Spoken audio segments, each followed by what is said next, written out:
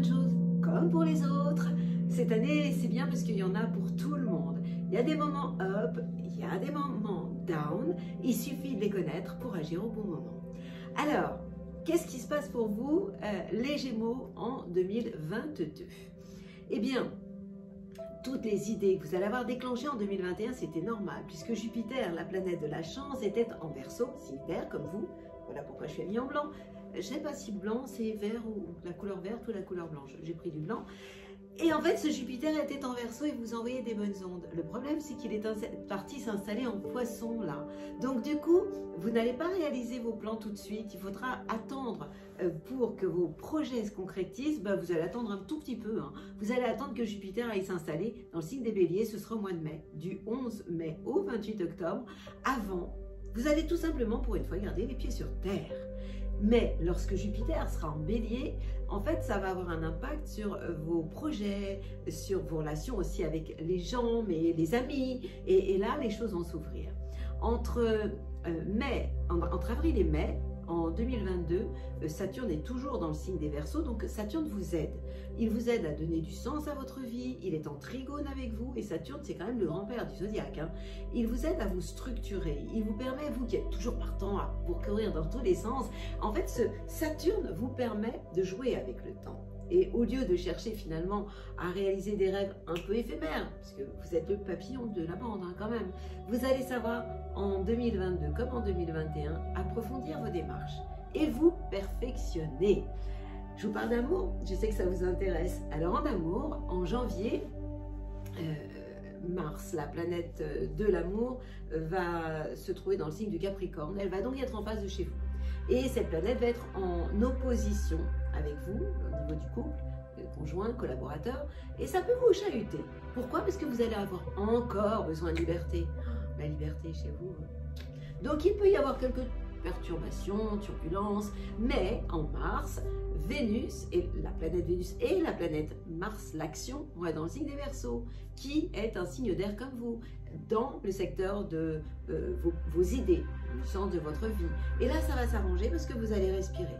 Et vos amours vont retrouver tout leur sens. Donc attention juste en début d'année.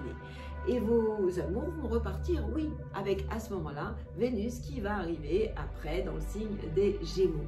Au mois d'août, ce sera le mois du plaisir pour vous, parce que Vénus va s'installer dans le signe du Lion, qui est en sextile, en harmonie avec vous, et il va aussi vous donner un don de séduction, puisqu'il va traverser le secteur de votre entourage proche. Donc si vous savez, on est en automne maintenant, si vous savez négocier la rentrée au lieu de prendre plutôt vos distances, eh bien, je parle toujours d'amour, vous allez filer tout simplement le grand amour et le parfait amour. Jusqu'à quand? Jusqu'à la fin d'année quand même, c'est pas mal. Alors, sur le plan social, qu'est-ce qui se passe? Ce qui vous aide, vous, en ce moment, c'est Saturne, qui est toujours dans le signe des Verseaux. Le Verseau, c'est un signe d'air, vous aussi, et ce Saturne a un impact sur vos idées, votre philosophie dans la vie. Vous apportez beaucoup plus de profondeur. Vous allez privilégier encore tout ce qui est lié aux négociations, aux accords, et vous allez viser tout ce qui est réalisable et juste. Formidable. Et vous allez réussir en fait à concrétiser vos objectifs sans perdre de temps, parce que vous avez quelquefois une spécialité qui est de vous disperser. Ben ouais, chaque signe a ses qualités, ses défauts, vous c'est votre problème. Donc n'en demandez pas trop et fixez-vous surtout des limites et vous allez les atteindre. Entre le 11 mai et le 28 octobre, ça fait beaucoup de temps, Jupiter, la planète de la chance, vous envoie des super bonnes ondes.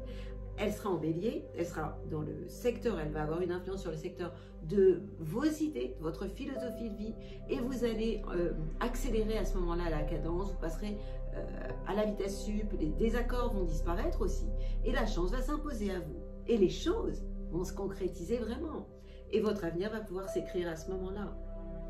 Mars va en plus rajouter sa touche entre le 25 mai jusqu'au 5 juillet. Donc vous allez avoir des décisions qui seront prises et des personnes qui seront en accord avec vos démarches. Ça, c'est génial. Et vous allez avoir gain de cause. Et puis, après, Mars va s'installer chez vous. Donc, vous aurez de l'énergie à revendre, ça c'est clair. Et ça, ce sera du 21 août, c'est formidable, jusqu'à la fin de l'année. Vous vous rendez compte? Mars, la planète de l'action dans votre signe. Je ne vous raconte pas la pêche que vous allez avoir. Hein. Côté forme, eh bien, on a ce Jupiter en poisson qui va un peu vous chahuter en début d'année jusqu'au mois de mai et qui va être en carré avec votre destin, votre carrière. Donc, ça va vous inspirer des périodes de paresse un peu irrationnelles, puisque le poisson, c'est un peu le monde irrationnel. Mais à partir du moment où Jupiter, la chance, va s'installer dans le signe du Bélier, et bien ça va vous booster complètement. Alors en 2022, oui, au début, vous allez être un peu down, puis après vous allez être up.